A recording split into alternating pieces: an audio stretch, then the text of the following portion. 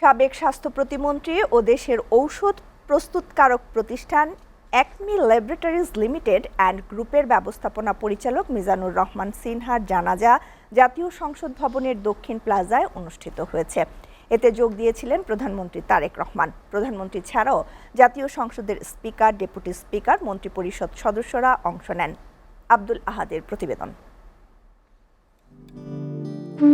মুন্সিগঞ্জের কৃতি সন্তান মিজানুর রহমান সিনহা ব্যবসায়ী পরিচয় ছাপিয়ে হয়ে উঠেছিলেন নিবেদিত প্রাণ এক রাজনৈতিক।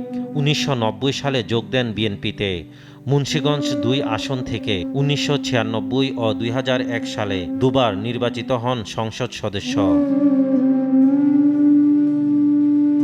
সাবেক প্রধানমন্ত্রী বেগম খালেদা জিয়ার নেতৃত্বে ৪ দলীয় জোট সরকারে স্বাস্থ্য ও পরিবার কল্যাণ প্রতিমন্ত্রীর দায়িত্ব পালন করেন তিনি।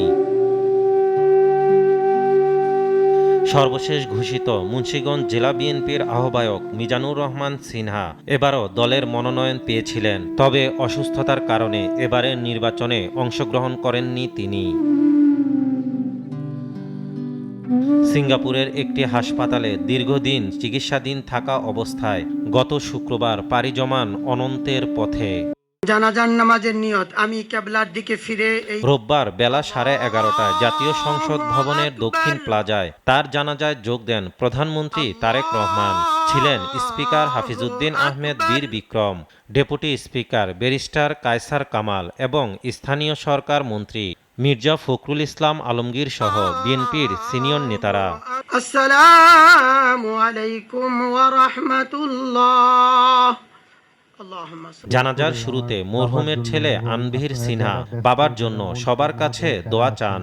সবাই আপনারা যে এখানে এসেছেন, আমার বাবাকে যে শ্রদ্ধাটা দিচ্ছেন, রাষ্ট্রীয় শ্রদ্ধা, এইটা আমার ভাষায় বলার কিছু নাই। এটা আমাদের জন্য অনেক বড় পাওয়া। মিজানুর রহমান সিনহার রাজনৈতিক সহকর্মীরা বলেন, দেশ একজন নিবেদিত প্রাণ রাজনীতিবিদ এবং অর্থনীতিতে অবদান রাখা গুণী মানুষকে হারালো। একজন দিলখোলা মানুষকে আমরা হারালাম। তিনি শিল্পক্ষেত্রেও অনেক কৃতিত্বের স্বাক্ষর রেখেছেন, সাথে সাথে জাতীয় সংসদে এবং তার রাজনৈতিক জীবনেও সকলের কাছে প্রিয়ভাজন হয়েছিলেন। যে তার এই মৃত্যুতে তার এলাকার যে সমস্ত মানুষ আছেন আর সমগ্র দেশের যারা শিল্পের সঙ্গে জড়িত, বিএনপির সঙ্গে জড়িত, তারা সবাই তার জন্য দোয়া করবেন।